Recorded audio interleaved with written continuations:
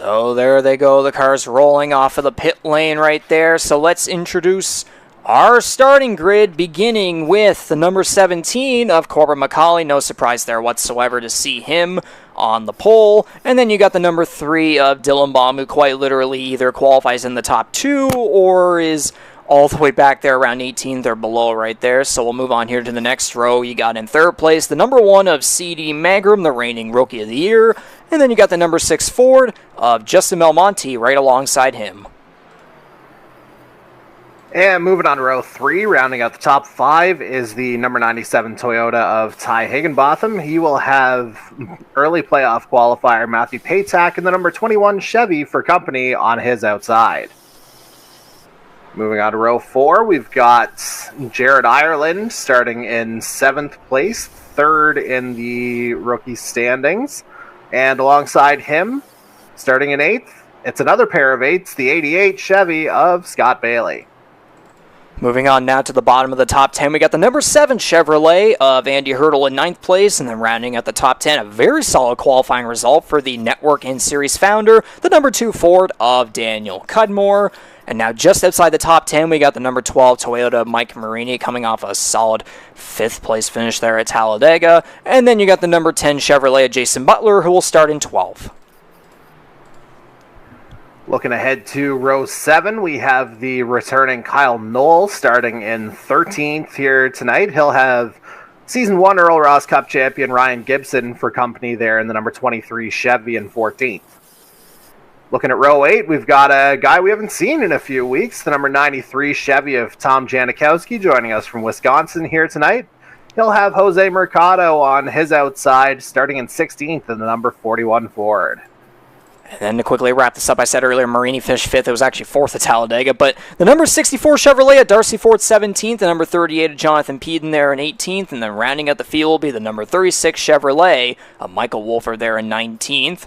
And with that, we will send the field off to the green flag. Pace car rolls off.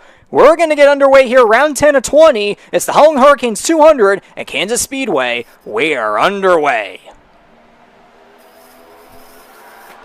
And it'll be interesting to see how they get going here tonight, Riggs. We heard a bit of intel earlier in the week that was suggesting that Kansas in iRacing performs much differently than it did on the NASCAR heat side of things, where you can run multiple lines very comfortably, and you see a rather familiar face at the top of the board running the exact line he's looking for. Yeah, no surprise there. The number 17 pulling out about 0.3 seconds there with Dylan Baum second place following him. Magrum and Belmonte getting close there for third place. Magrum on the inside, Belmonte from the middle to the low line there. You can see Matthew Paytek trying to take advantage of the high line, which I would believe whenever the tires begin to wear off, that'll be something that drivers will start to do as the race goes on and trying to go on that high line a little bit more. You can see already, though, it's actually happening pretty early and very close call there. I believe it might have been a wall tap from the 88. Sorry, I couldn't catch who it was. I think it was Bailey there. I thought I saw wall contact from someone, but I couldn't fully tell who it was. But they got pretty close right there, especially I believe it was around Andy Hurdle.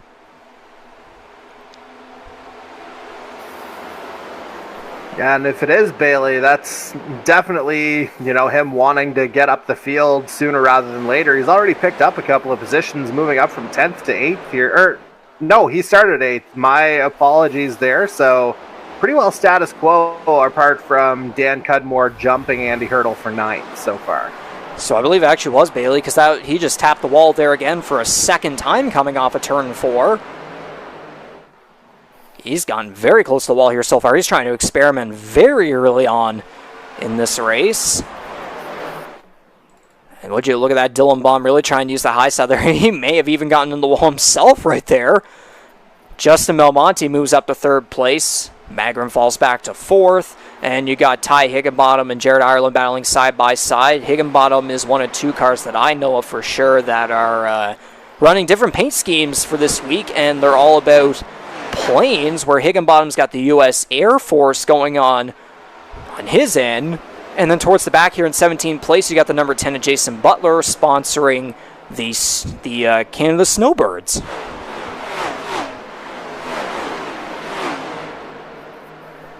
Indeed so, and I've actually got a little bit of backstory on some of the significance behind the number that he's running on the back of that car, Jason Butler, that 141554 that you might see if we ever get a rear look. Let me just pull up what he said, because I did ask him about this a couple hours ago. We do have the rear chase cam. We do have that camera on, so. Perfect. So, yeah, as soon as it loads up, I believe he told me that is the number, that was the service number of an Air Force plane that actually got shot down years ago. And there is a significant connection to that on the family side. As soon as that chat loads up, I will provide that little bit of context. But for now, we will go ahead and continue with the main racing itself. And about that, we're getting a battle for the lead here. Dylan Baum catching up to Corbin McCauley right down the inside. McCauley getting very close to the high side right there. Justin Belmonte following the two in case they keep going side by side, and that would eventually end up slowing them down. For some information here, again, it's lap 8 of 134. It's 130. We're back at 134 lap territory like we did on intermediates earlier on in the season. The stages go 40, 40, and 54. Indeed so, and I've got that bit of context that I mentioned before. So, as I mentioned, that number that you're seeing on Jason Butler's kind of rear of the number 10 here tonight, that is, in fact, the tail number from, again, a plane that went down. So, it would be from his great uncle, Neil Porteous. So, there is a significant family connection there for the 10, as he recognizes, a relative in the Air Force here tonight. And also, it should be noted, no 4th of July race next Tuesday night. So kind of a prime opportunity to be able to recognize that and kind of tie Canada Day in there as well. Actually, while you were talking there was a bit of a close moment that happened here with Mike Marini sliding up in front of Hurdle into the wall. And then he ends up falling back here on the front stretch, and then eventually he dipped down to the apron, eventually coming right back onto the track, slow down the back straightaway. If we go back live, he's still remaining back here behind Tom Janikowski and Michael Wolford. Well, during the pre-race, you did mention that he got a little bit of airtime at the end. Certainly not looking for literal airtime once again, I don't think, especially not this early.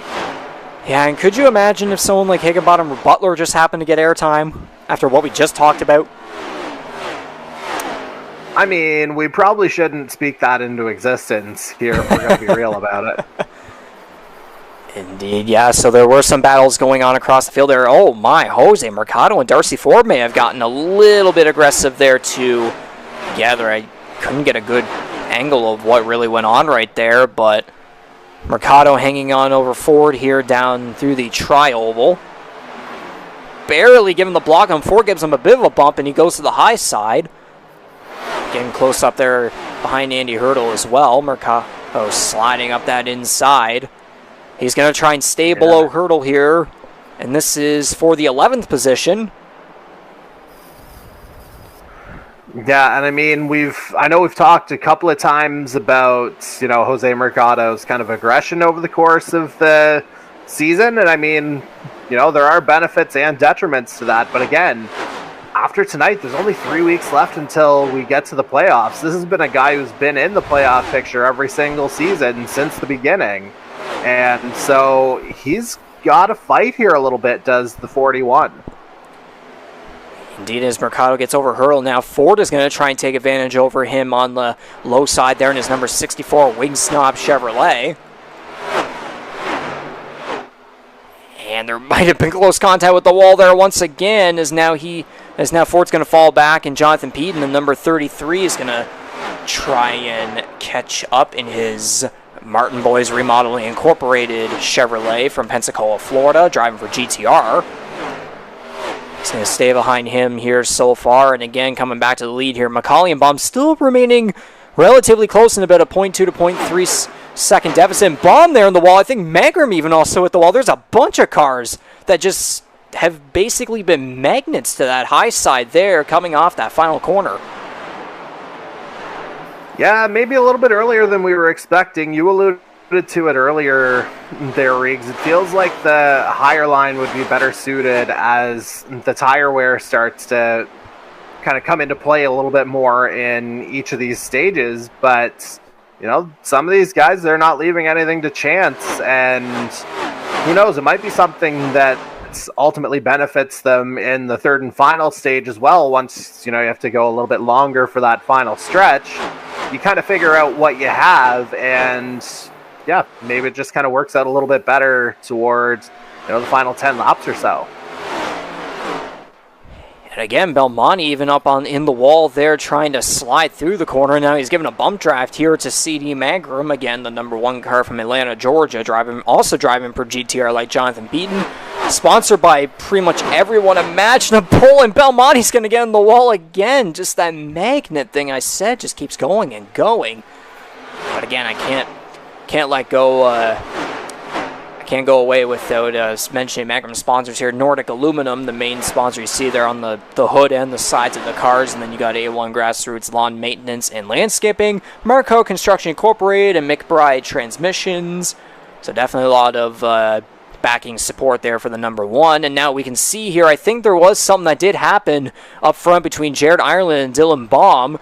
Ireland makes his way up to second place, trying to carry on momentum again on a 3-race top 5 streak, as was mentioned earlier. So he's looking to carry on that momentum, of course. And then again, right behind him, the number 3 at Dylan Baum, who either qualifies at the very top or at the very bottom. Again, he was one of those 2 rookies that were suspended after Charlotte Motor Speedway due to incidents during the race, of course. Didn't make it to Talladega just because of that. But now he's right up here trying to contend once more, as if, you know, Talladega just never really happened. Well, I mean, stage points can certainly have that effect. You know, finish up a little bit higher kind of negates the absence. And speaking of absence, again, we talked about it at Charlotte where it especially hurt, but again, a notable absence toward the bottom. Actually, matter of fact, out of the playoff picture right now, I think the number 98 of Mark Cox. So again, another notable absence there, along with last week's winner Hunter Young and Jonathan Warr in the 29 as well.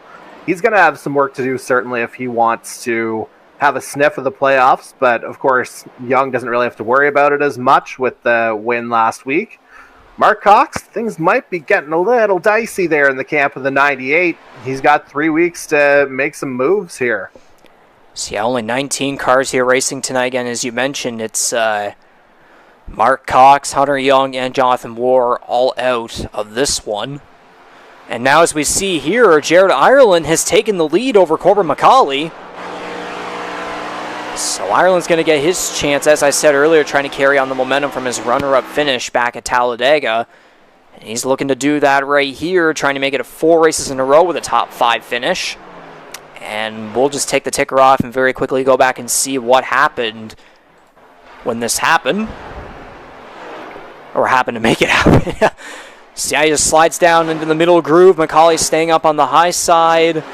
McCauley actually got in the wall there, so that's another car up on the outside wall there. So just a lot of these guys really trying to put in a hardcore performance, even though, again, it's early on, and you got to remember the fast repair is no more. Again, from Talladega, starting at Talladega, no more of that. You can get one fast repair every race, but not anymore. So it just seems like some of these guys are just trying to be daredevils and really just give themselves quite the challenge. As you can see behind McCauley coming to the pit road, the number 88 of Scott Bailey's going to go for a drift into the entrance there, as Paytack and Jonathan Peaton also enter down pit road. You see back there Jose Mercado as well. And was that just an instinctive reaction, or were you thinking of something else there when Bailey went for that slide there, Jordy? No, that was absolutely watching that. I'm not gonna lie, and sincere apologies to Scotty. Again, it just looked a little bit weird to be seeing the kind of drifting that would normally be reserved for dirt tracks coming into pit lane. Yeah, apparently so, and so cars are going to come off right there. There's Belmonte, Ireland, Wolford, Mercado, Again, Jonathan Peden. So Ryan Gibson's going to hold the lead right now with Kyle Knoll about just over 5 seconds behind him. Only 5 cars remaining on the lead lap, though, as this all rolls through. A few laps past halfway through this first stage. Again, 40 laps for stages 1 and 2, and then 54 for stage 3. So no surprise for the halfway mark of the stage. To get those green flag pit window, to get that green flag pit window, and of course, again, speaking of halfway, again, it is the halfway point of the season, and the playoffs are after tonight are only 3. It's 3 races, and then it's playoff time. So again, as I said earlier, it's a very pivotal point in the season to get things done. Again, in 2 weeks' time, we'll be going to our first short track on iRacing, being our first and only one on the Canadian Motorsports Network NASCAR Series Season 4 calendar in North Wilkesboro.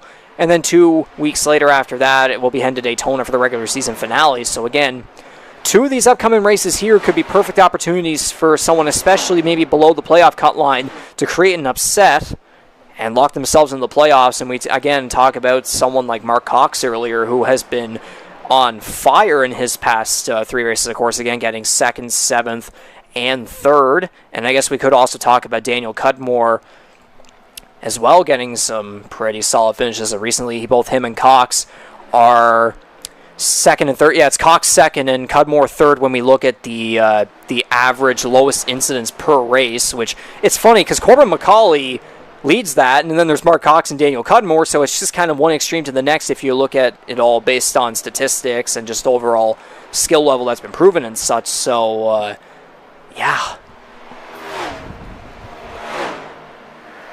Yeah, definitely, I don't want to say like a contrast, but I mean, the proof is in the pudding again based on, the numbers that did come out a little bit earlier this week. And I mean, again, that speaks to a couple of different ideologies here. Like Corbin McCauley, you see that kind of fewest incidents per race.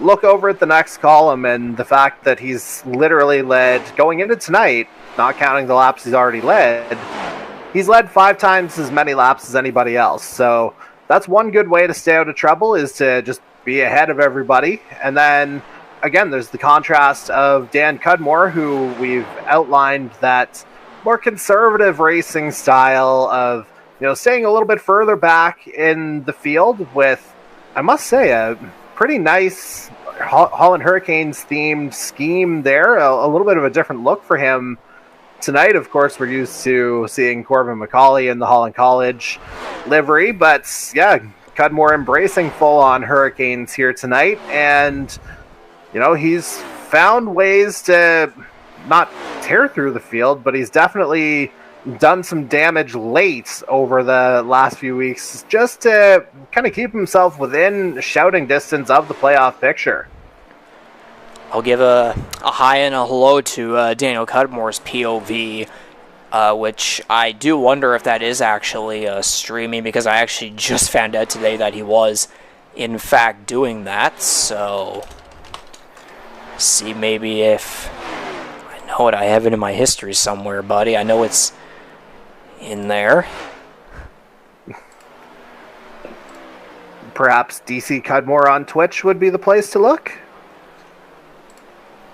Oh no, it's videos that come after. Maybe it is a thing on Twitch. I don't know, but Cudmore posts his POVs after every race. By the looks of it, I managed to find the Winston Racing Group channel there. So, yeah, just a little bit of a fun fact that I did see there. So a hi and a hello there if that ends up ever popping out anywhere. But again, yeah, as you were mentioning there, of course, his number 2 Holland Hurricanes Ford. I mean, go figure that he has to have a car like that, of course. I mean, again, working there. And then, of course, again, Corbin McCauley running the Holland College car, because, again, he'll be going right back there whenever the fall comes around for the IT program in 2023, 2024. And then, of course, there's me, where I'll be going back to the Journalism and Communications program for year 2, graduating year. So a lot of Holland College representation, of course, especially knowing this race is sponsored by the Holland Hurricanes. So we thank the college and the the athletics department very much for their support of the Canadian Motorsports Network. Again, they were obviously the guys that pretty much brought this whole thing together at the very beginning whenever we were on that back on NASCAR Heat 5. So, of course, they get all the sincere thank yous and everything when it comes to our sponsors. But I'll get back to this here very quickly, just back to regular racing action here at Kansas Speedway. Lap 33 of 40 for the first stage, 134 for the whole race. It's the number 13 of Jared Ireland leading the way by about just under 5 seconds over the number 17 of Corbin McCauley. And Ireland so far has led 5 laps. I believe this will be 6 when he comes to the line here. If it changes, yes it is. So 6 laps led now for him. If we look at McCauley, he's led 19. So Ireland's now getting a turn here to try and see if he can claim the first stage victory if nothing goes wrong. But there's a lot of separation between a lot of guys here, of course. And I was kind of seeing some cars get close there. CD Magram just under a second over the number 3 of Dylan Baum. But there's a decent distance between everyone here in the field so far. Justin Belmonte over Andy Hurdle, although Belmonte is a lap down. There's only 14 cars in the lead lap with Daniel Cudmore.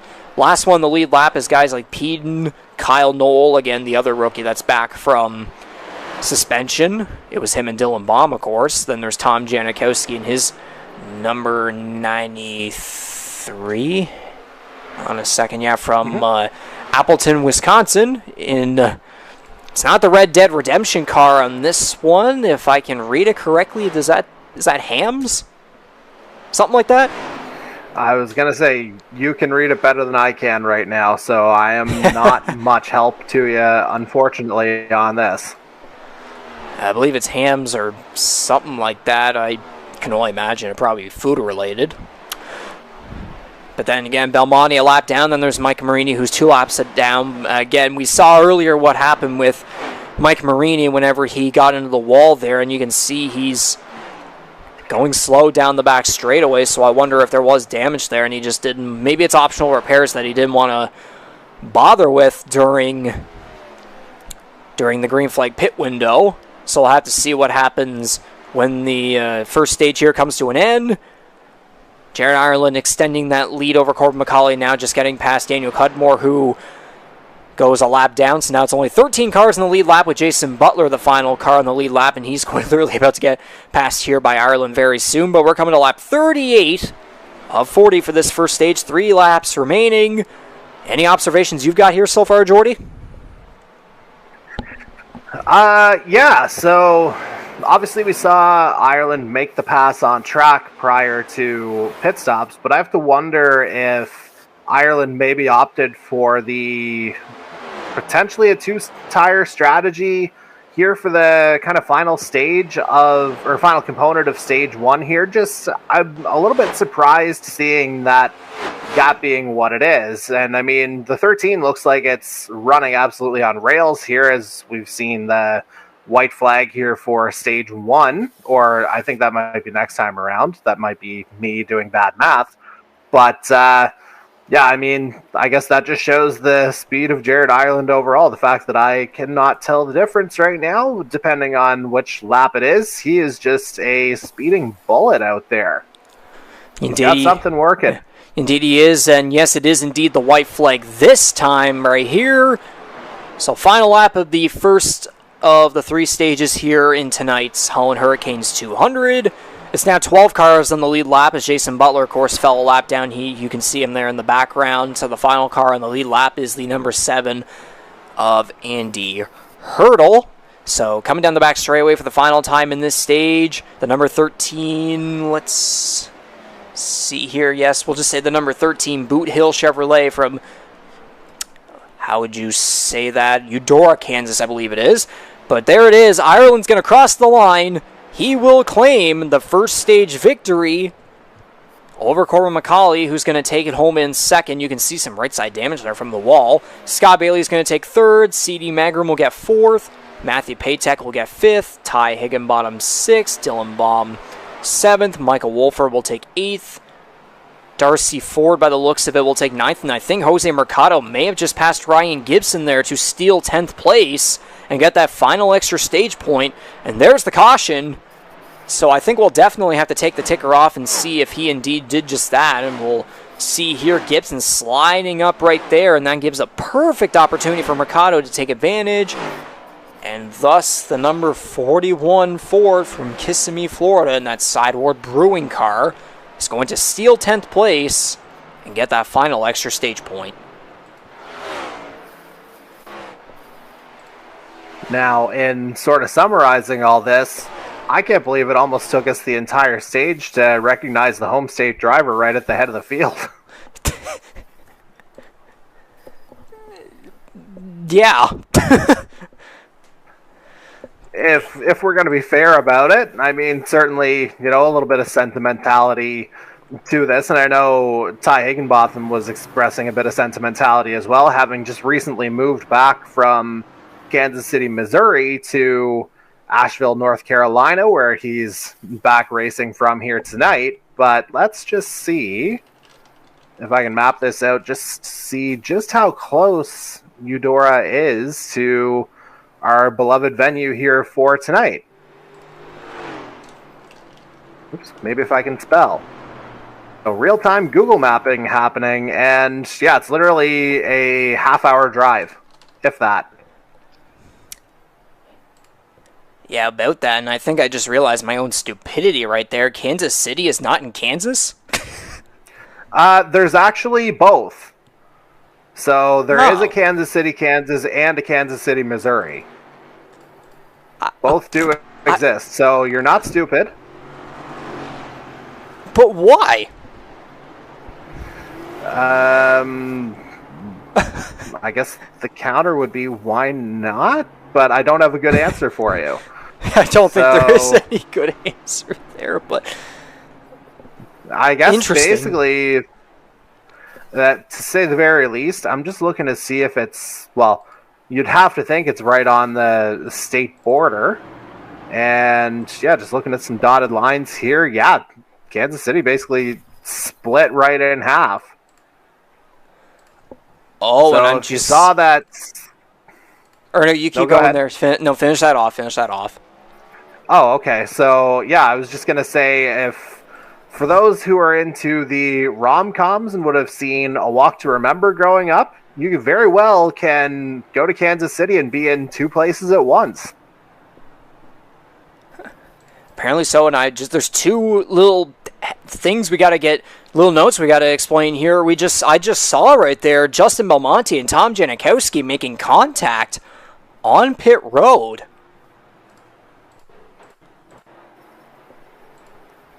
So they're coming down. Janikowski is in front of Belmonte. Belmonte dives to the inside there.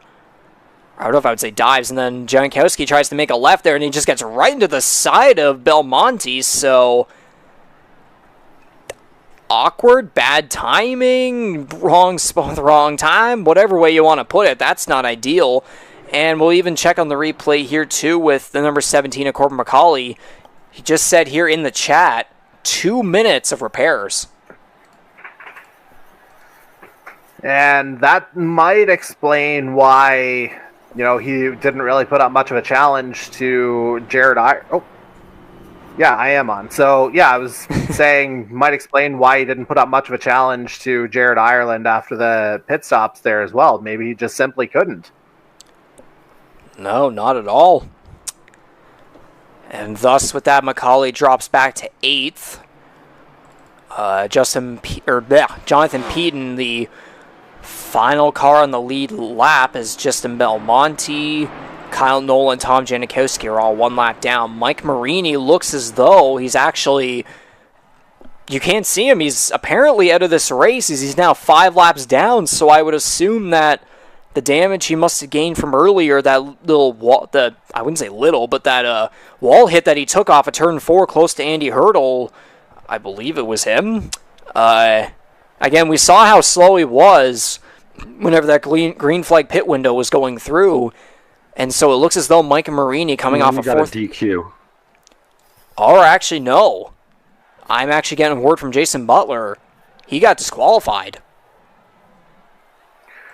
Okay, that certainly shakes things up a little bit. And again, he's the guy who was just outside the playoff picture. I believe he came in 17th, if I'm not mistaken, coming into tonight. I'll just pull it back up here. I'm pretty sure that's where he was, just 4 points back.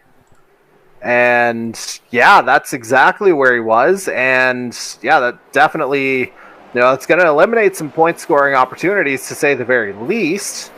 And yeah, with everything just kind of coming to a head here, not ideal for the 12. No, not at all. Again, as I said, coming off that 4th place finish at Talladega, looked to be some good momentum there, being below the cut line, and there looked to be potential trouble almost there for the number 1 as CD Magram, who dipped down all the way to the apron. So as these cars roll off the final corner here, we're going to have to check out what happened. That was a little too early. Okay, yeah, he just got loose off the corner. I think Belmonte might have also had a similar situation there. So let's see. He goes up and then just, yeah, about loses it there. I think Belmonte had it a little bit less harsh, a little bit less intense on his end. And now as we see here, we're getting a pretty condensed pack going here towards the lead as Jared Ireland leads the way, but you can see the number 64 of Darcy Ford, the number 41 of Jose Mercado, and even Matthew Patek all the way up here. Again, Matthew Patek, the number 21 NBR Motorsports Chevrolet, looking to find some resurgence after, again, he got that victory back at Atlanta, his first career victory, as we called it, a long time coming. But then the next 3 races, the recent 3 races, he just hasn't been able to get the results, especially after all 3 times he, I believe, qualified pretty good, but then, again, just hasn't really gotten any good finishes there. I believe all of them below 15th, if I quickly check right here. Yes, started 3rd, 8th, and 8th, and then finished 17th, 13th, and 16th, with Talladega being a disconnection. So, again, trying to find some resurgence. I don't know if that's the case. I think there was contact between Patak and Mangrum that ultimately took the 21 out, if I recall. And I know he's been he's had some horrible luck the last couple of weeks, if we're going to be completely blunt about it. And, obviously the first couple weeks in that frame, there were still the fast repairs, but, you can't really replace the time lost, so to speak, for needing to have that done in the first place, especially if you get caught up in multiple things, as the 21 has on a couple of occasions this year, more often than not through no fault of his own.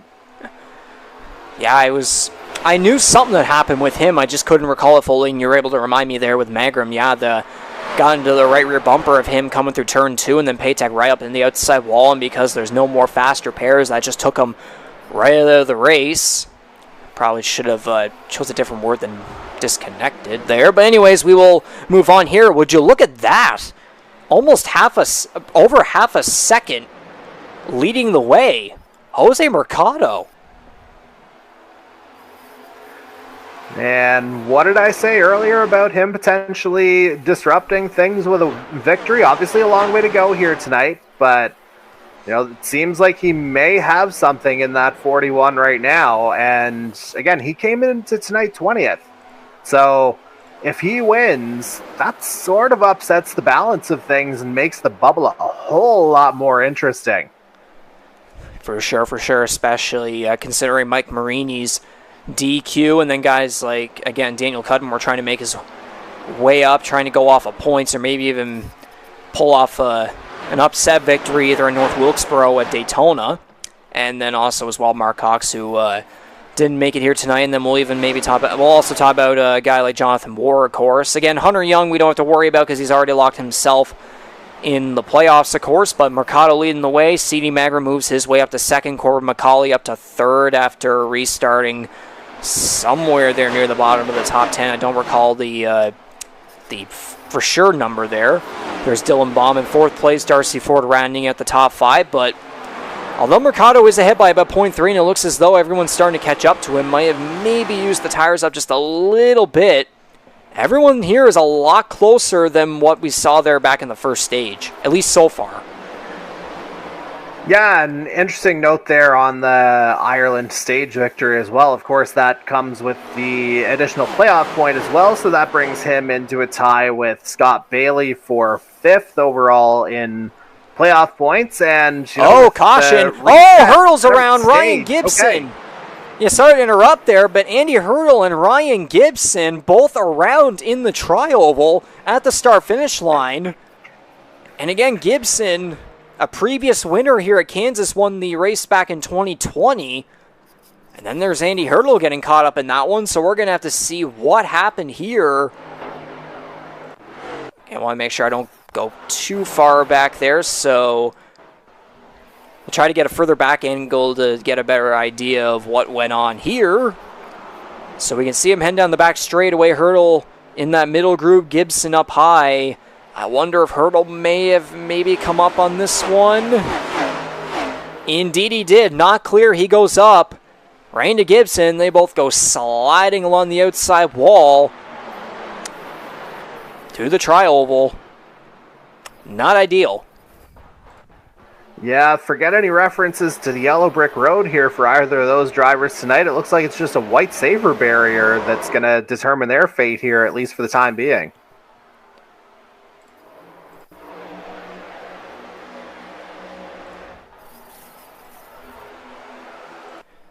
Yeah, this will be a good look here from the spotter zoom angle. Gibson did kind of go down by the Tatis bit, but there was obviously a lot more of the number 7 Duralton Venture car there. I believe that's how you say it there. Also got Duracell in the back there. But yeah, the 7 came up way more than the 23 came down, so just unfortunate circumstances for those two. And again, a guy like, Ryan Gibson's won here before. Andy Hurdle's still in his first campaign ever of iRacing next-gen action.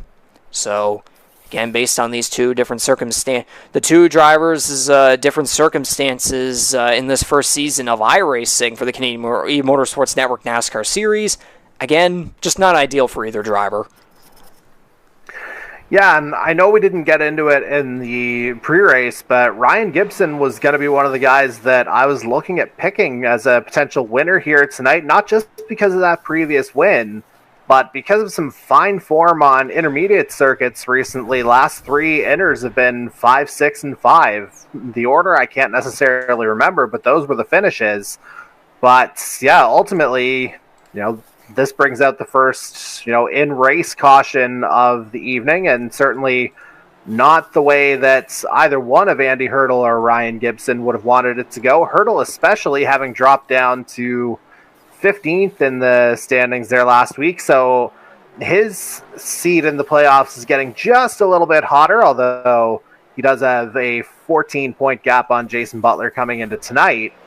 But yeah, definitely not what either driver was looking for, and you'll have to see what ultimately comes of it, whether that's going to spell the end of the night for both drivers. Of course, this is where the lack of a fast repair comes into play, and I think, are you showing them both on track, or am I looking for somebody else? No, you are correct. The first time around, Gibson and Hurdle both went on to pit road to get their repairs done, I would assume, and both guys coming up pit road. And I even noticed there too, the number 17 coming down pit road for what would it be, a second or a third time now? Because he was in here before just now, and now he's coming in here once again. So is it a repair case? Because again, he did mention the 2 minutes of repairs, so whatever it is, again, it's basically those two same words, not ideal, even though, yes, he does have that giant point lead, but it pretty much, he's still, trying to keep up his momentum. Again, 5 of these 6 intermediate races so far, he's won. He could very well have went 6 of 6, 6 for 6 at Auto Club, but of course, Justin Belmonte beating him there.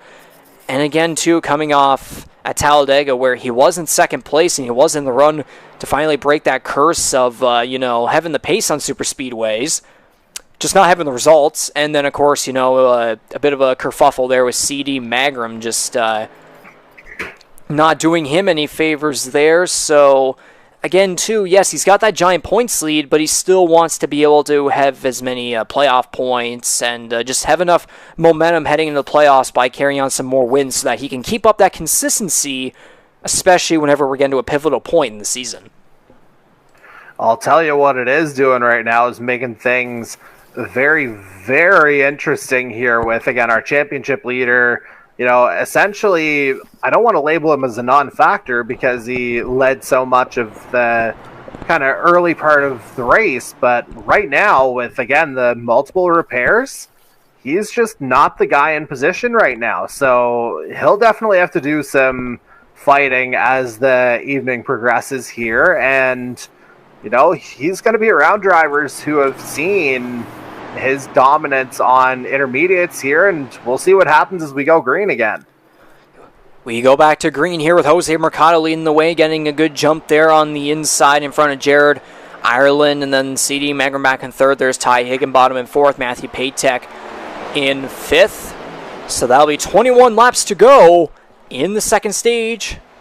So again, 40-40-54, so lap 80 will be the final lap, and there's some close moments there as Macaulay was making his way up through the field on that restart. Jonathan Peden there. Believe something may have happened close to him as he's going to slide up, just almost did, along the side of Darcy Ford. And they're going to keep going side by side like nothing happened there. Jose Mercado and Jared Ireland going at it side by side through turns 1 and 2 down the back straightaway. Ireland using the high side, Mercado on the low side. Higginbottom making his way up to third, Scott Bailey up to fourth, Magrum falling back to fifth.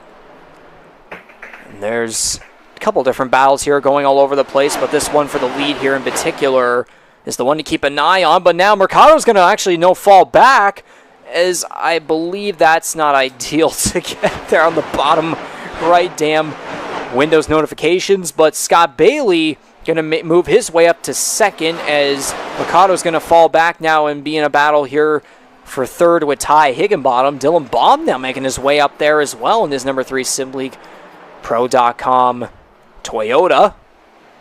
But Ireland right back to the lead here as per usual. Yeah, of course, the home state driver here, again, just half an hour away from the Speedway in real life, is Jared Ireland. But again, in Mercado's case, that might be a rare display of conservatism from the 41, because you have to look at when that caution came out.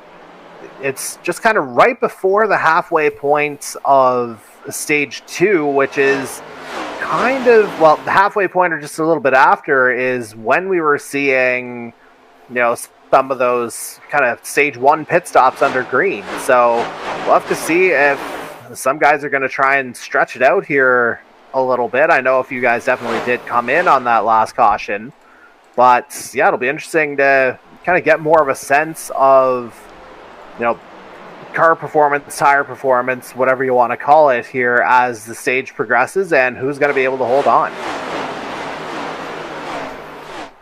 Very close racing there from about fourth backwards as Jonathan Peden actually makes his way up to fourth there in his number 33 Chevrolet. Ty Higginbottom and Jose Mercado battling side by side there. And now as this racing continues on, Jordy, we're usually supposed to make our 3 picks, each of us, before the race. We didn't have time, but now you know what, might as well just do it right now and see if the commentator's jinx ends up happening, because honestly, why not? I'm usually the one that makes my first 3 picks. I'm going to let you go and make the 3 picks first. Oh, man. So I already mentioned one of them, who, of course, got wrapped up in the caution. So kind of the preemptive broadcaster's jinx there on Ryan Gibson. Oh, never mind. Trouble. I'm actually very thankful for that, because I was going to be thinking of 2 names on the fly. Andy Hurdle and Kyle Knoll go around on the back straightaway. That's 2 incidents now for the number 7 of Andy Hurdle. But the number 15 Storm Surge eSports Toyota of Kyle Knoll making his return after being suspended for Talladega last week. he's going to go around. And the caution's out here with under 15 laps to go in the second stage. So we'll go ahead and go back here and see what happened. So again, yeah, there were 3 wide. Magrum was there in the middle, but he was able to get away as Daniel Cudmore was on the bottom, 3 wide. And yeah, Noel just not clear on that one. The last time around, Hurdle wasn't clear, but this time around, he gets the Ryan Gibson treatment. And Kyle Noel goes around, not clear. So it's pretty much just those 2 words of not ideal there once again. Noel, again, a guy who we know is fast on the bigger tracks. And he wasn't able to get that opportunity at Talladega for his first career victory. And I was hoping that maybe Kansas would be, him coming back. It would be a good opportunity for him. But no, he just gets caught up in that right there. He hasn't really been up anywhere in the top 10. He's really been stuck below there again, 1 or 2 laps down prior to now. So not ideal there as cars come down pit road, including McCauley. That would be McCauley. Gibson, I believe, is also in there, and that would also be Andy Hurdle. Jared Ireland still leading the way with Scott Bailey and Dylan Baum there in third. Maybe now you have all the time in the world to make your 3 picks, Jordy. Oh, man. Let's just see here. I do have to go back to the Sim Racer Hub, where we do house, the lion's share of our data for the league, just to make sure it's not an absolutely shameless pick to have considered Jared Ireland before his performance so far. And let's find some justification here. Yeah, a couple of 4th place finishes on intermediate tracks recently, so the 13 definitely heating up, and you mentioned the runner-up finish at Talladega last week as well. And so it's Gibby and Ireland, who actually, I believe, from a separate source, I think they might be doing 24 hours of spa and might be trying to recruit Andy Hurdle in on that. So maybe keep your eyes out on that in the near future. And to wrap up the field, bearing in mind who you've got picked, or at least 2 of your 3, let's just go through the standings here. Now, you know what? I think the defending Earl Ross Cup champion might be due. Ty Higginbotham running in 5th right now, and he's the guy who's just kind of been in the picture but hasn't made that full-on dent yet. And I don't want to call it a champion's curse because, the competitive performances have been there, but could be time for the 97 to make a move here. For sure. And I'm just going to go and just say my 3 picks right now. Yeah, actually, I'll bother explain them here. Let's see. I chose not to pick Corbin McCauley for Talladega, but, being back on an intermediate, I just have to steal him. It kind of feels like I morally or maybe even legally or on a blood level have to. Blood DNA, whatever. And full disclosure to the field, I knew of these picks beforehand, so I decided to not, block them. You could have very well stolen him from me, and it would have been just fine. It would have been rather funny. But anyways, McCauley, of course, previous winner at Kansas, won the race back in 2021. So, I originally thought before the race, no doubt that he'll show some form of domination, which was shown very early on, but now he's all the way back in 14th and just hasn't really been able to get much done after the first stage again. We did see him get into the wall multiple times, and of course, in the chat here saying 2 minutes of repairs, so he's been just kind of going back and forth on pit road. I would assume it might be a case of just trying to stay on the lead lap. That probably would be a very good strategy right there. Hopefully I'm correct in saying all of that. And then at number 2, I have Scott Bailey, who finished 5th here in 2020 and 4th in 2021.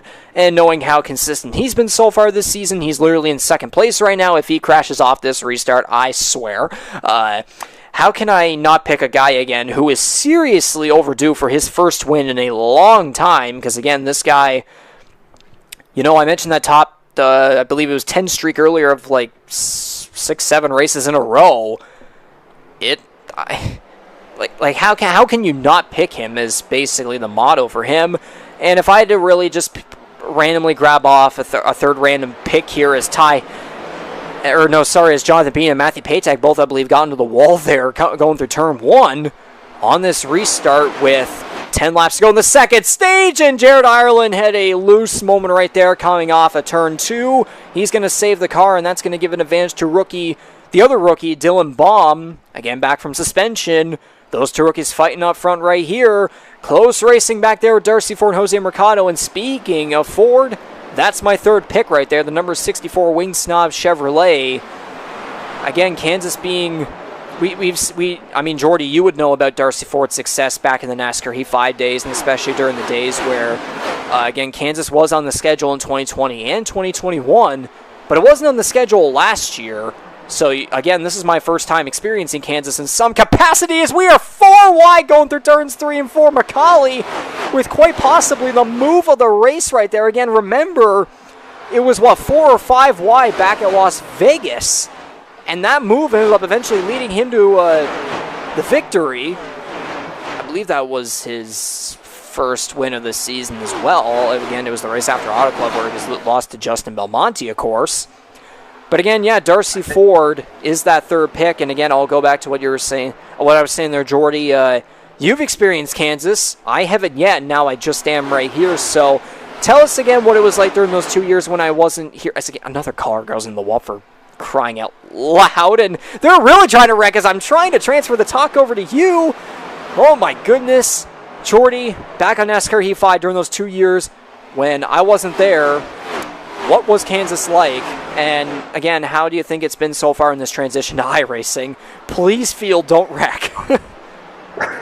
Yeah, so definitely a little bit more of a wide open field, to say the very least here, just based on the moves that we've just seen in the last minute or so. The fact that, there's multiple areas to kind of drive and be successful here. You see a number of guys taking the apron route or actually going below that white line coming through, I believe, the start-finish straights. Yeah, it wouldn't be on pit lane, of course. Yeah, so it's definitely been more exciting than I recall the first couple seasons. Ryan Gibson, he kind of drove away with it, if I recall, in season 1 on his way to his Earl Ross Cup championship. And then, yeah, season 2, you mentioned Corbin McCauley picking up that win. I believe it was a case of that happening about 1 week too late for him, as I believe he got eliminated from the playoff picture by Jose Mercado the previous week at Talladega, if memory serves. So, again, a little bit of a case of too little too late there for the 17 as I go and pull up those standings. And no, that's Richmond. My apologies on that. So, yeah, Kansas was early in the season there. So that was round 4. And, yeah, it'd be, if I recall correctly, similar kind of vibe there, but again, ultimately it got the 17 into the playoffs. Not nearly as much pressure at that point with it being so early in the season compared to tonight where we're getting close to the end of the regular season. But iRacing, it's definitely provided a different vibe in terms of this particular track, and I, for one, am all for it. Good to hear. Thank you for your insight right there. Back to the racing action, of course. Here we got 3 laps to go in this second stage. Corbin McCauley making his way all the way up to third, especially, gaining that momentum off of that 4-wide move we saw there going through turns 3 and 4, which it's amazing how they did not wreck there. You would think back at Talladega that would have most certainly been a giant pile-up. But McCauley really catching up to the 2 leaders here. Again, rookies in Jared Ireland and Dylan Baum, who have been going at it here for first, but McCauley is making his way towards them. He might try to steal this away from them here with 2 laps to go. In the second stage, Dylan Baum dives down to the inside. Ireland kind of going middle to high. McCauley staying in that middle groove. Coming through turn 4, this will be the white flag for the second stage, and McCauley really trying to catch a draft off of Jared Ireland, as Baum was able to stay to the inside there and stay side by side with him through turns 1 and 2. Macaulay staying in the middle. Ireland up high. Dylan Baum on the inside. We're seeing a lot of diversity here in terms of the grooves, and Ireland's going to get in the wall. That's definitely going to help Macaulay here try to catch up, but Baum's going to stay on the inside. Macaulay through the middle. He's going to try and get a run here going. Could we see 3 wide for the stage victory? No. To the line. It's going to be Ireland getting the job done in the second stage. Barely over Dylan Baum. Corbin Macaulay will take third right behind him. Whoa, Dylan Baum having a bit of a moment there along the apron. But how about that for that stage win finish? What a hell of a performance from each of those 3 drivers really on the last couple laps. And just, Herculean effort from Corbin Macaulay to get back up the field the way he did, down as low as 15th at one point, and to the point where in post I would like to find the section where I mentioned that he was a bit of a non-factor and just completely strike that from the records, because he just sliced and diced his way through the field. But again, Jared Ireland just barely hanging on, and quite literally hanging on. You mentioned him getting into the wall coming through, I believe it was turns 1 and 2 on that final lap. And it felt like Baum might have a line there at the very end. I wouldn't be surprised if there was a bit of contact there, maybe a little bit more space than I thought. But then Macaulay has a thought of threading the needle. But then, you see Ireland just powering off of that top line and just getting that front bumper in front of Baum as they hit the line. Great racing from those 3. Indeed, and we're going to try and get a slow motion angle of these cars coming through here. Coming off that final corner, I'm going to see if I can maybe pause it at the exact time that they cross the line. And here they come to the line. Let's see. That's probably the closest I can possibly get. Yeah, that's as good as you're going to get it. Yeah, there we go. There you go. There's your pause moment. Yeah, just that's all it takes. You just need that little bit out in front. And again, that's a double for Jared Ireland. And importantly, another playoff points. That puts him up to 4 for the season now, doubling his output here to this point, and that puts him in solo 5th now in terms of playoff points, which of course, as mentioned earlier, with the reset in each round, every one of those points is going to count. Indeed. Now we're just going to quickly keep the ticker off and get a bit of a replay to see every car here on pit road, to see all their decisions here, of course, heading into the third and final stage. Looks like most drivers, except maybe Ireland and Bailey, there going for 4 tires. There might have been a few 2-tire calls there.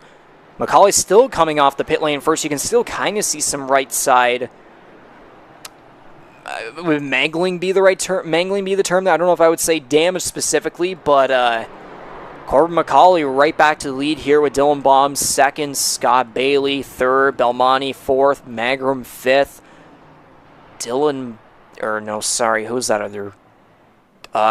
Jared Ireland all the way back here in 16th.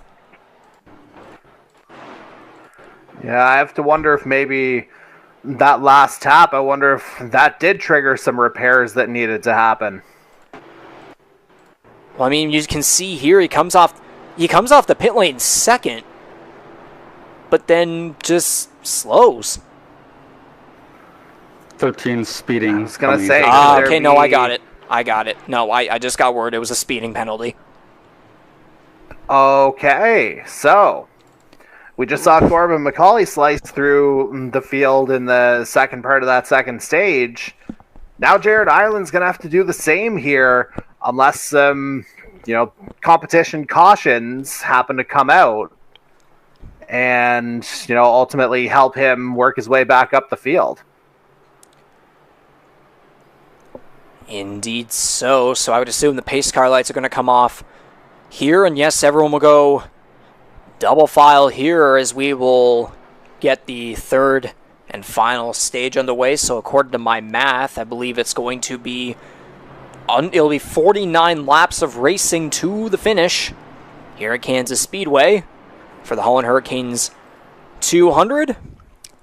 And we might as well shout out some of our other sponsors here besides Holland Hurricanes Goers. Well, actually, no, I probably should be shouting out Holland Hurricanes here as many times as possible because they are sponsoring the race, of course. But, you know, there's also the other side sponsors, of course, being Kyle's Fried Chicken, Rampage Coffee Incorporated, which sponsored Talladega last week. We got Wing Snob and GTR. And again, looking at the schedule for the rest of the season, Wing Snob will return at Texas Motor Speedway on July 18th. Rampage Coffee Co. will return for the second Talladega race in the playoffs. And then other than that, it's just a bunch of race names where it's pretty much like it'll be like the Richmond 150, Kansas 200. Of course, the next race in North Wilkesboro is, go figure, the NASCAR Throwback 150. But we'd like to thank TrackCams22.com for providing these custom cameras that help emphasize and enhance these professional broadcasts here on the iRacing service. So it's time for the TrackCams22.com Crank It Up.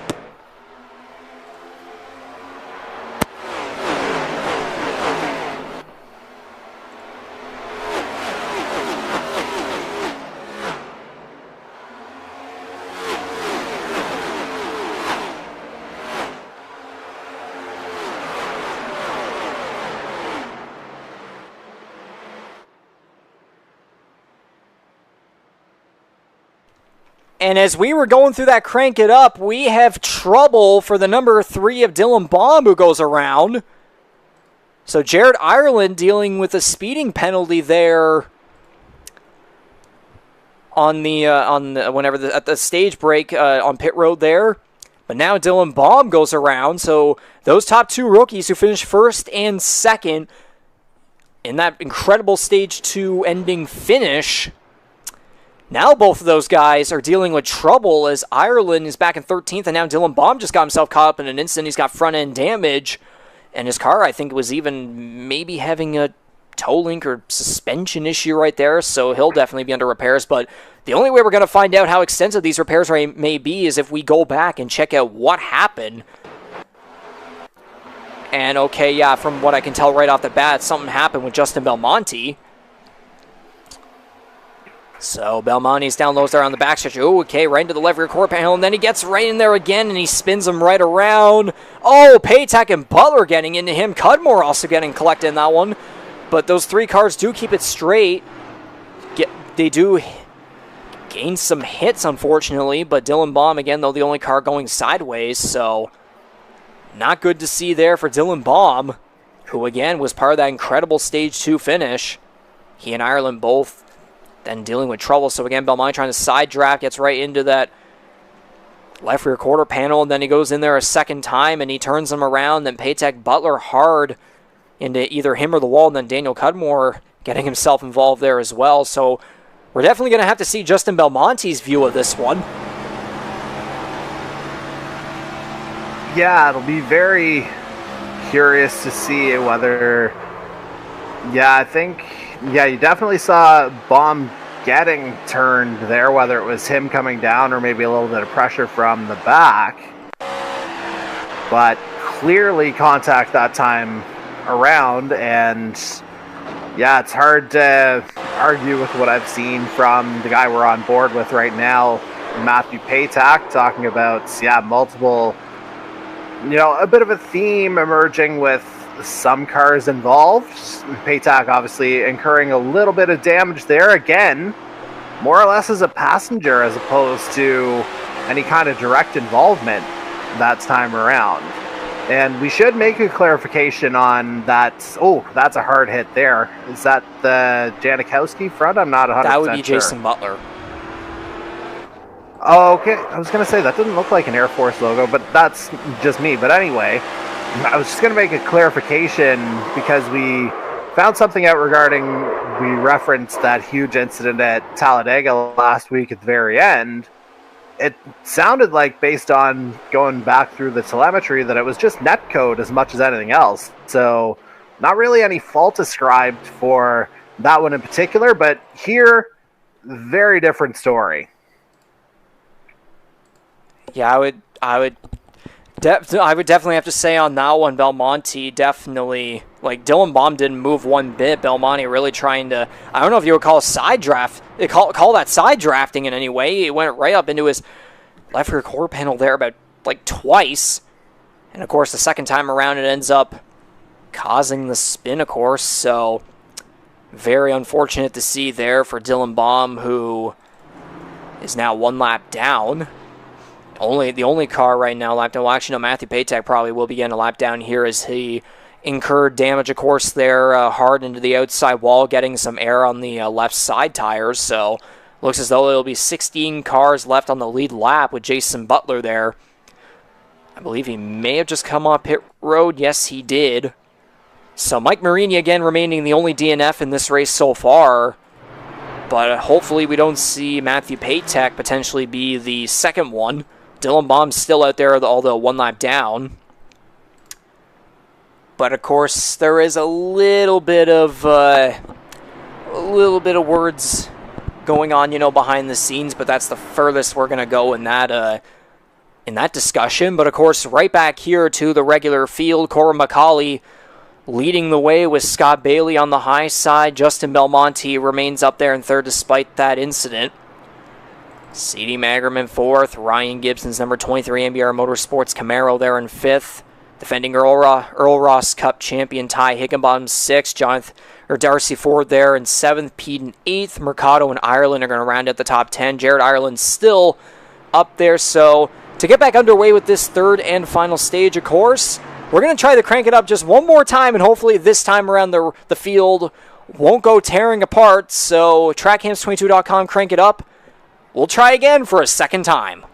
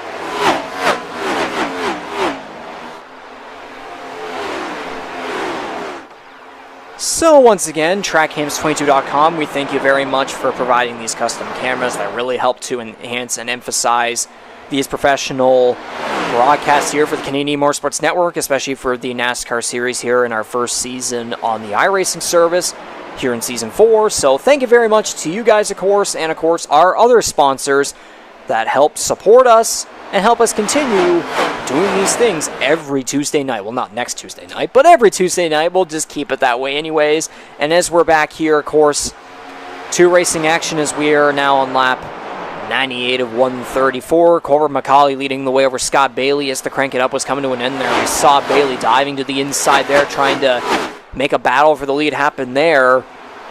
Again, those are two of my three picks going at it. Again, McCauley winning the last race here at Kansas in series history back in 2021.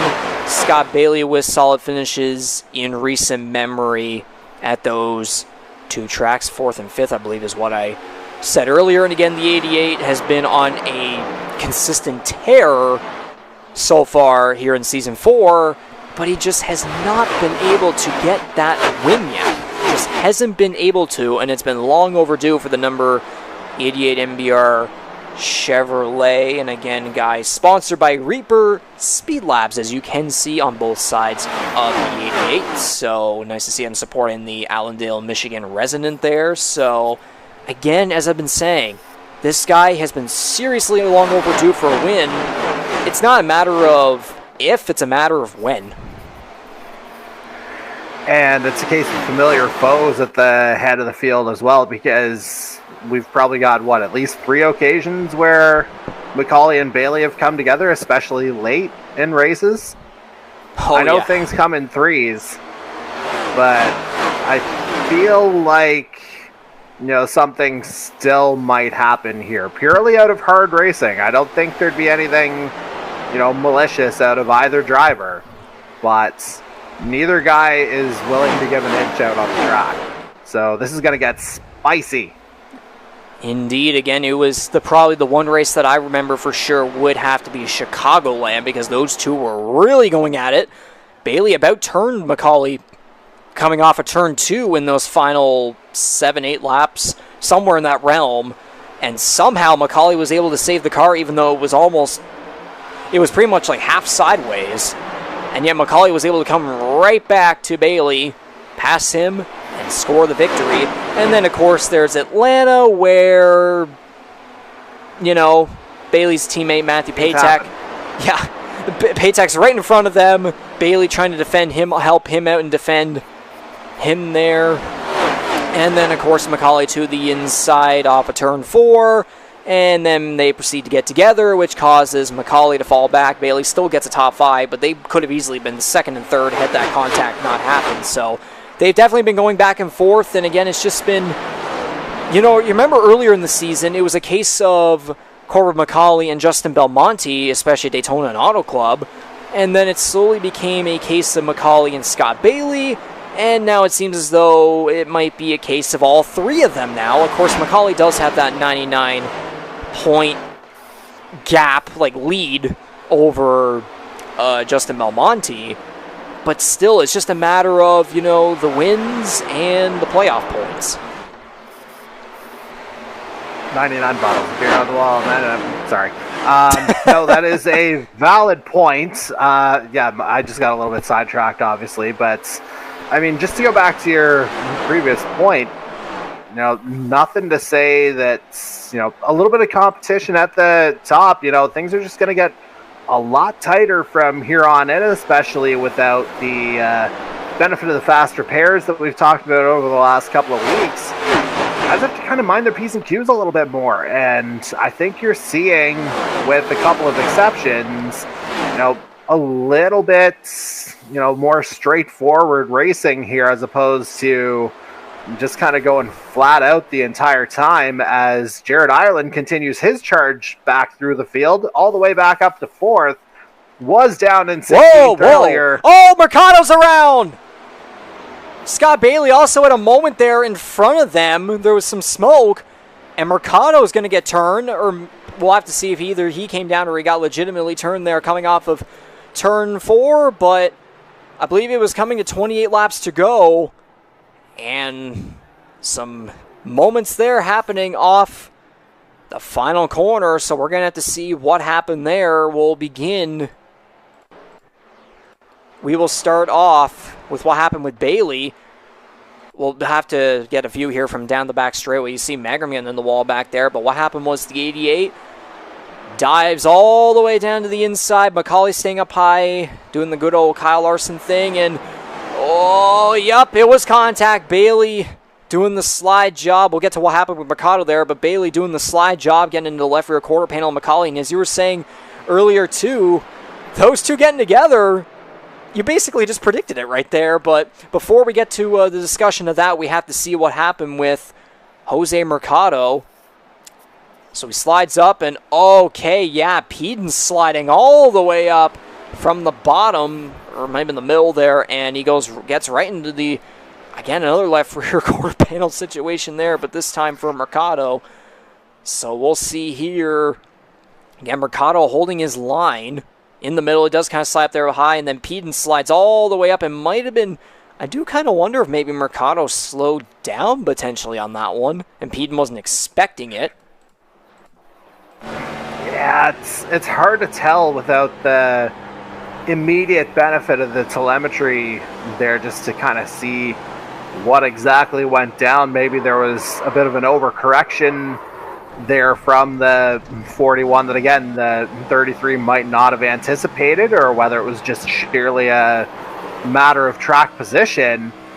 But yeah, the two Florida guys coming together, and yeah, not an ideal result, to say the very least, for Jose Mercado, especially the guy that, we were talking about him being well outside the playoff picture right now, needing some good results.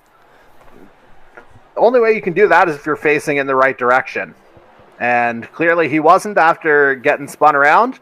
We will see what happens now. For sure, and yeah, taking a look at those replays, I believe, it was a case you could see the RPMs on the dashboard for Jose Mercado definitely slowed down, and I can only imagine Peden probably wasn't expecting that. So just, instincts taking over, and Mercado gets turned. Scott Bailey about it was almost a case of double incidents there, because again, Bailey sliding up along the left side of McCauley, and about those two cars almost did a case of, it was that one ARCA race at Kansas a year or two ago. I have to recall which one it was. I know it was something with Venturini Motorsports. There was a lot of controversy around it, and I have to remember what year it was.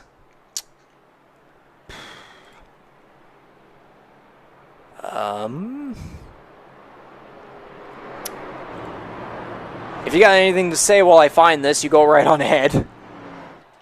I've got plenty to say on a few different subjects, but in terms of the race itself, it seems like, again, we're kind of getting into the nitty-gritty of things here, as we're definitely in the triple-digit lap range here, somewhere in the benefit or range of 25 to go, 26 perhaps. Again, the connection that I'm using isn't necessarily the best, but again, some familiar faces up front with, McCauley, Bailey, Belmonte, and again, Jared Ireland coming through the field the way he has, especially in this third stage. Again, was 16th at one point after incurring that speeding penalty to end stage 2.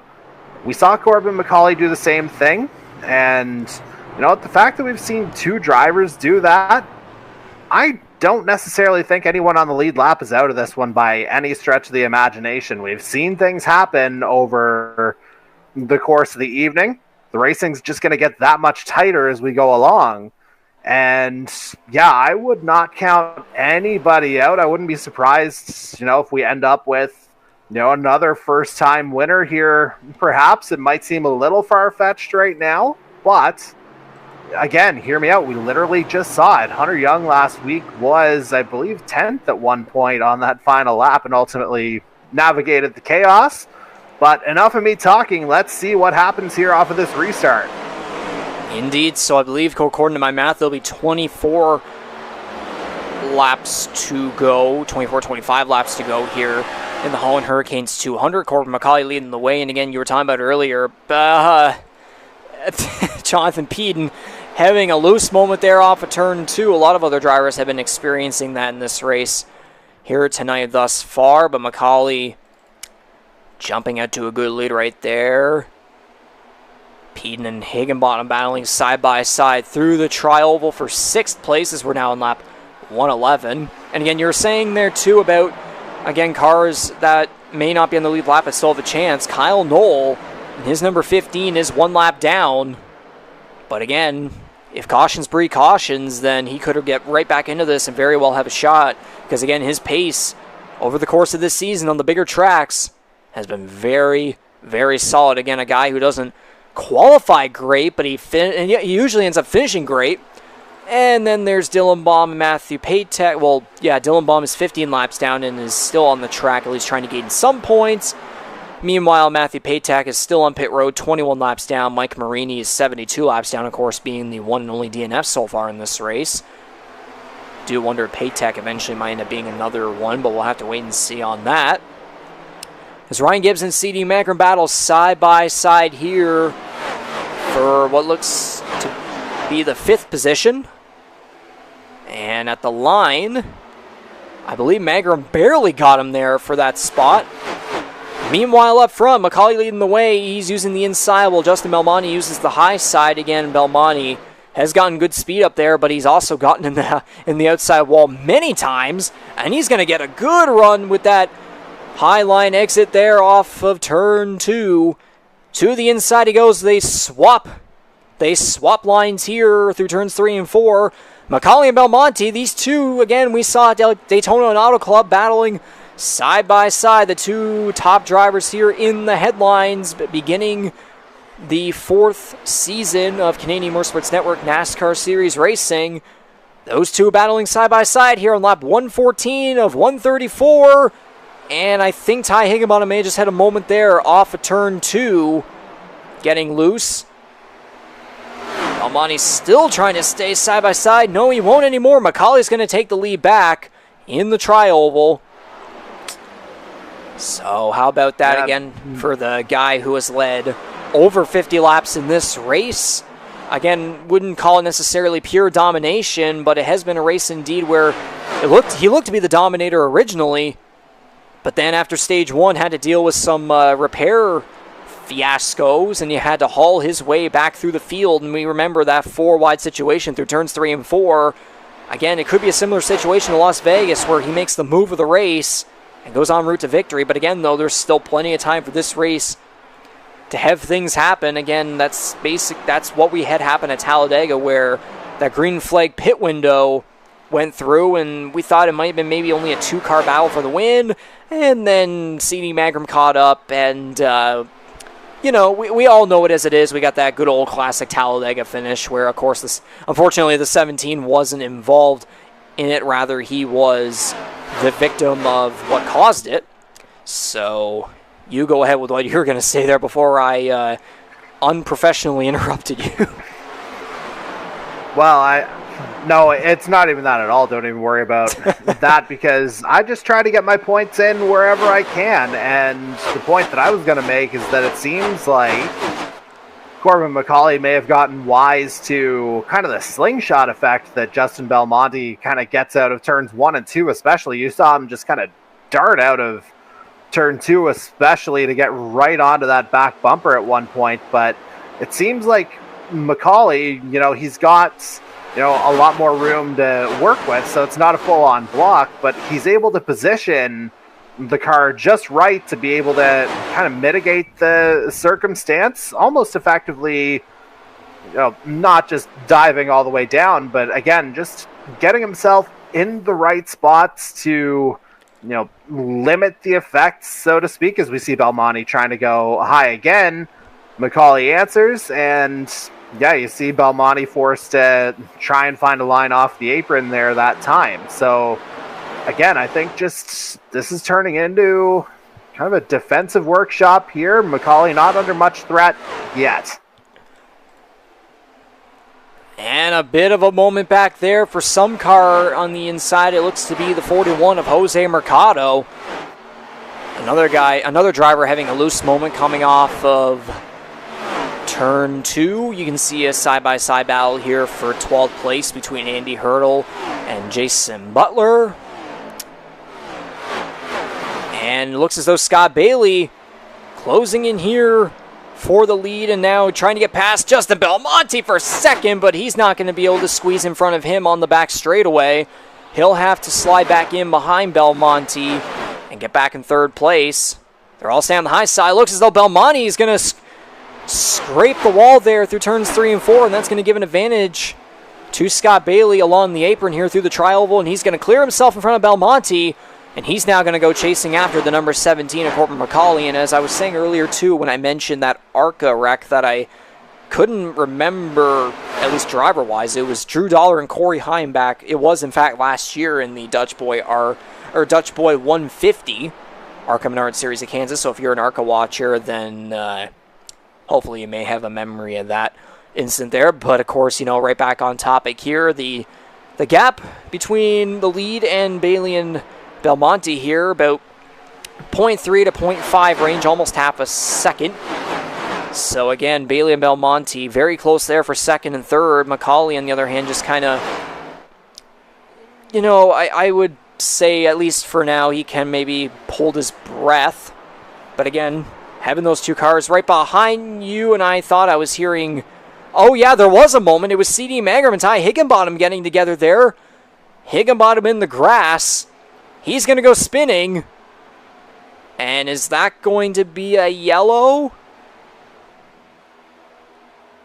Not yet. Yeah, that's a couple of Tornado Alley boys from last year kind of getting together, and, a little bit premature for the donuts here in the grass for Higginbotham. Certainly not the intent here for our defending Earl Ross Cup champion, but is that a disconnection? That appears to be the end of his night. Well, I would assume he just called the tow truck right there. We're definitely going to have to see what just happened with him. Okay, yeah, there was contact of some form. Oh, Magram and Gibson getting a little bit together. Oh, Magram actually tried to, look as though he tried to turn, then he goes back up right into Higginbottom in the outside wall. No one goes spinning. And then, of course, Higginbottom going down to the grass. So we'll get one more view of this right here. Maybe just something broke. Could have been that. AC Magram just having a moment almost into Peden, but instead Higginbottom is the victim. And I do wonder if maybe there was damage on Higginbottom's end right there, as he does go spinning in the grass. It doesn't cause a caution. And now Magram on pit road. Higginbottom has remained in his pit stall here now, going for the tires. I would assume may have been going for the repairs. Still trying to stay in this one. Dylan Baum still staying in this race at 15 laps down. Kyle Knowles still also in this one in 14th at 1 lap down. And would you look at this, Belmonte falling back just a little bit there, but it's McCauley and Bailey close together with 9 laps to go in the Holland Hurricanes 200. Yeah, and the thing is, again, you mentioned Corbin McCauley having a little bit of room to breathe earlier. Belmonte and Bailey battling, alliteration aside, that gave McCauley some opportunities to, again, not really worry about things as much as you see him just kind of blazing past Magram there as he rejoins the track. But anyway, just to get back to that point, the energy that would have been spent between Belmonte and Bailey battling for second place, again, that allowed McCauley to breathe a little bit, as we see Ireland potentially trying to line up a move here for third. But indeed he is. Yeah, ultimately, all that benefited the 17th. Belmonte! So that gave him a little bit of time. Yeah, he's been consistently getting in the outside wall here, especially in turns 1 and 2. Might just be trying a little bit too hard, and definitely maybe some tire wear involved in there as well. But Belmonte drops back to 4th, is back here. Oh, trouble for Mercado! Oh! Hard in the inside wall. Yeah, that's a double for him now, as he just had an incident not too long ago either, which I believe that one triggered a caution. This one doesn't. Not yet, anyway. I'm definitely surprised about that one. Who else was in that one? I'm gonna have to go back here to that one because I think Magra might have been involved in something else here. Oh, he goes up and blocks Gibson. Oh, and then Peden has a bit of a moment, which causes Mercado to go into the inside wall. So, did we just see a case of... Are you thinking what I'm thinking? I mean, it seems purely reactionary to me there, quite honestly. Like, it seems like with the Mangrum block, they come down the track a little bit, and Peden suddenly runs out of room. That pushes Mercado down, and yeah, the 41 kind of a bystander in this, so to speak. And yeah, there's the kiss off that inside barrier. And yeah, at least he keeps it in the right direction this time around. But, you know, a bit of a disastrous 10 to 15 laps here for the 41. Yeah, and that's definitely not going to be a good look for CD Magram there. Look at who is now in second place, making his way up after he was originally in fifth. It was around there. Jared Ireland is now in the battle for the win. Oh, man, and look at it seemed like he just exploded out of turn 4 there. He's going to be right up on the back of McCauley here, potentially getting the inside line through 1 and 2, but ultimately slides in just for now. Really trying to use that high side there right behind McCauley, about 0.2 behind, really trying to get the draft here down the back straight away. They're very close.